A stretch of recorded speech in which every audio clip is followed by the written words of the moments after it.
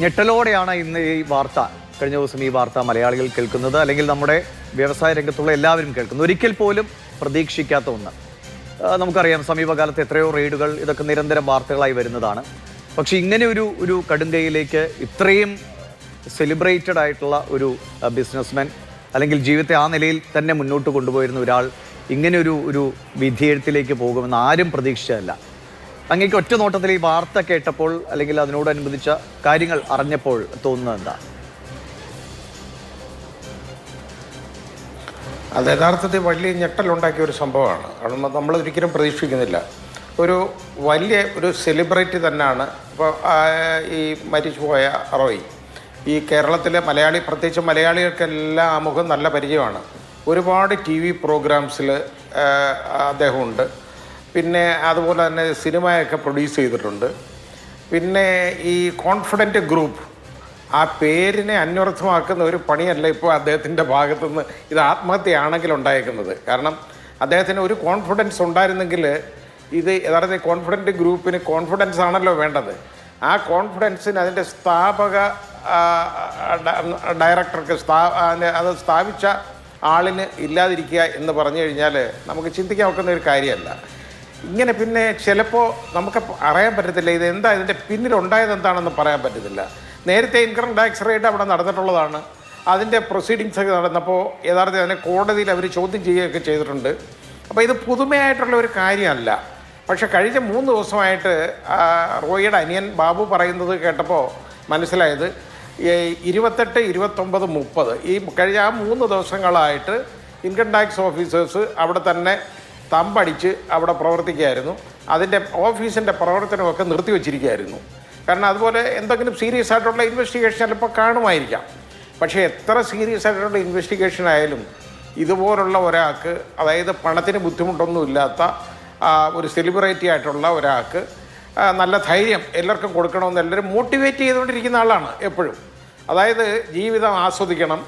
അതുപോലെ തന്നെ 12 മണിക്ക് ഞാൻ രാത്രി 12 മണിക്ക് ഉറങ്ങാറുള്ളൂ, അതുപോലെ ജോലി ചെയ്യും, ഇങ്ങനെയൊക്കെ പറഞ്ഞ് ആളുകളെ മോട്ടിവേറ്റ് ചെയ്തുകൊണ്ടിരുന്ന ഒരാൾക്ക് ഇങ്ങനെ ഒരവസ്ഥ വരിക എന്ന് പറയുന്നത് നമുക്ക് ചിന്തിക്കാൻ ഒക്കുന്ന ഒരു കാര്യമല്ല. പിന്നെ പോയിന്റ് ബ്ലാങ്കിൽ യഥാർത്ഥത്തിൽ, അതായത് ഇവിടെ വേറെ അതിനകത്ത് ആകെപ്പടയും ഒരു സംശയാസ്പദമായ ഒരു കാര്യമുള്ളത്, അത് അവർ വിശദീകരിക്കേണ്ടതാണ്.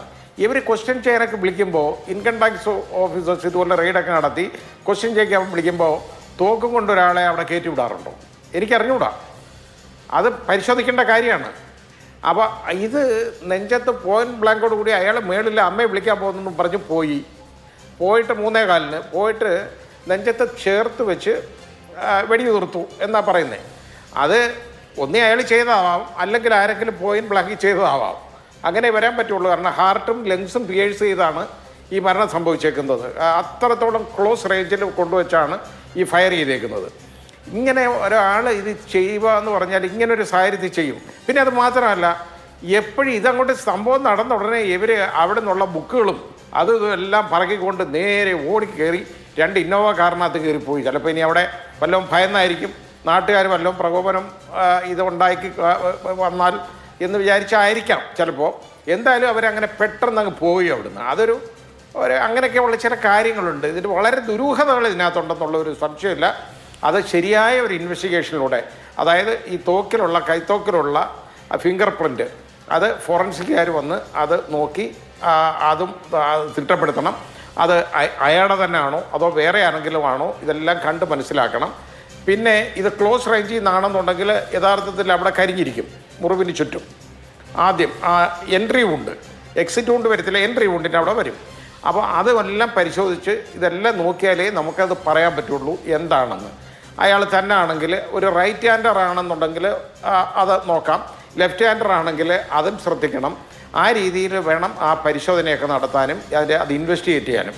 ഏതായാലും സീരിയസ് ആയിട്ട് ഇൻവെസ്റ്റിഗേറ്റ് ചെയ്യേണ്ട ഒരു മാറ്ററാണ്. കാരണം വെറുതെ ഈ സെൻട്രൽ ഗവൺമെൻറ് ഉദ്യോഗസ്ഥർ, ഈ ഇൻകം ടാക്സ് ഡിപ്പാർട്ട്മെൻറ്റിലെ ഉദ്യോഗസ്ഥരും സംശയനേരിൽ നിൽക്കുന്ന ഒരു കാര്യമാണ് കൊണ്ടുവന്നേക്കുന്നത്. കാരണം ഒരു കാര്യമില്ല ഇയാൾക്ക് ആത്മഹത്യ ചെയ്യാൻ.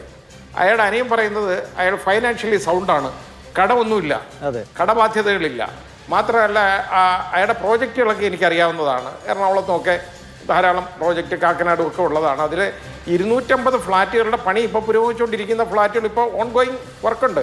ഇത്രയൊക്കെ ഉള്ള ഒരാൾ അയാൾ ഇത്രയും വളരെ അതായത് ഇപ്പം ബിഗ് ബോസ് ആ പ്രോഗ്രാമൊക്കെ നടത്തുന്നു, ഇതെല്ലാം സ്പോൺസർ ചെയ്യുന്നു. ഇങ്ങനെയൊക്കെ ഉള്ള ഒരാൾ ഇങ്ങനെ പെട്ടെന്ന് കയറി ആത്മഹത്യ ചെയ്യുക എന്ന് പറഞ്ഞു കഴിഞ്ഞാൽ നമുക്കത് വിശ്വസനീയമായിട്ട് തന്നെ തോന്നുന്നില്ല. അപ്പോൾ അല്ലെങ്കിൽ അത്രത്തോളം വലിയ റീസൺ കാണണം. ഇപ്പം ഇൻകം ടാക്സ് ഇവരെന്താ ചെയ്യുന്നത്? അങ്ങേയറ്റം ഇയാളെ അഥവാ എന്തെങ്കിലും കുഴപ്പമുണ്ടെന്നോ കണ്ടു കഴിഞ്ഞാൽ വളരെ അത്ര വയലേഷൻ ഉണ്ടെങ്കിൽ അറസ്റ്റ് ചെയ്യും. അതല്ലേ അതിന് അയാൾക്ക് ജാമ്യം എടുത്തൂടെ? അതിനൊക്കെ ഉള്ള മാർഗങ്ങളില്ലേ? അപ്പോൾ ഇത്രത്തോളം ഭയപ്പാട് ആശങ്കകൾ ദുരൂഹതകൾ ഒരുപാടുണ്ട്. അങ്ങ് പറഞ്ഞ പോലെ വളരെ ഗൗരവത്തോടു കൂടി തന്നെ അന്വേഷിക്കേണ്ട വിഷയമാണ്.